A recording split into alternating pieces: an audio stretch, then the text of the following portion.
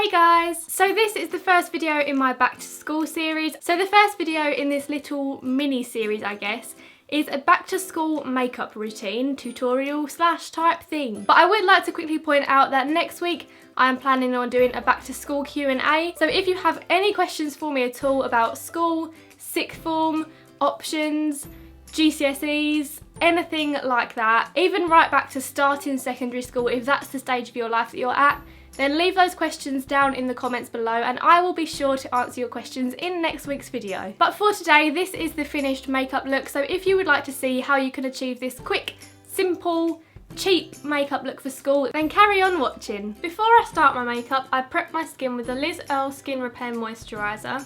I find that this step helps my makeup last a lot longer and creates the perfect canvas to start on.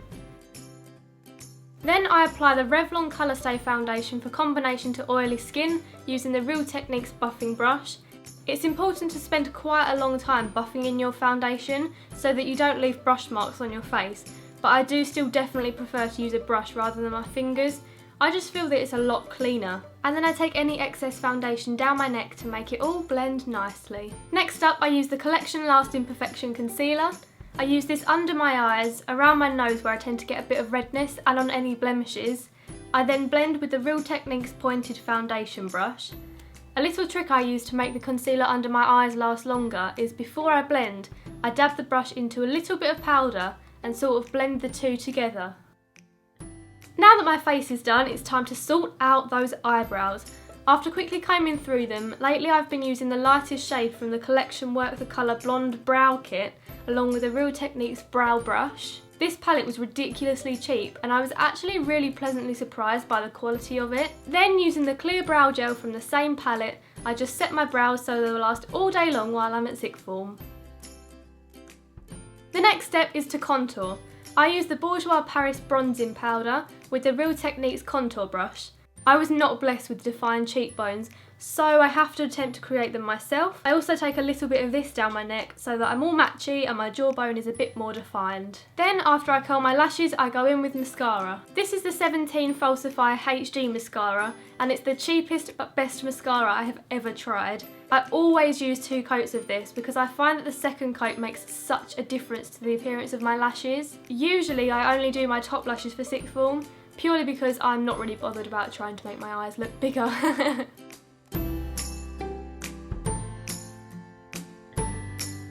Once my mascara is dry, I powder my face using the MAC Mineralize Skinfinish powder and Real Techniques powder brush. A cheaper alternative to this is the Rimmel Clear Complexion powder, but overall the main purpose is just to give your face a matte finish and help your makeup last the full 6 to 7 hours while you're at school.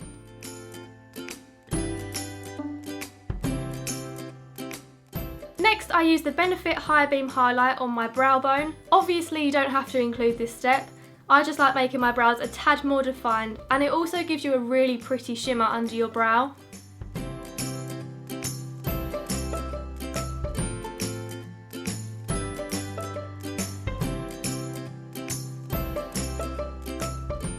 The highlighter I use on my cheekbones is the MAC Mineralize Skinfinish in Soft and Gentle, and I apply this using the Real Techniques blush brush. This works with the bronzing powder to make my cheekbones a lot more defined, and again it adds a really pretty shimmer. The final step is lips. I'm using the Collection Lip Butter in the shade Vintage Rose. This is such a creamy lip product and it's the perfect subtle shade for school.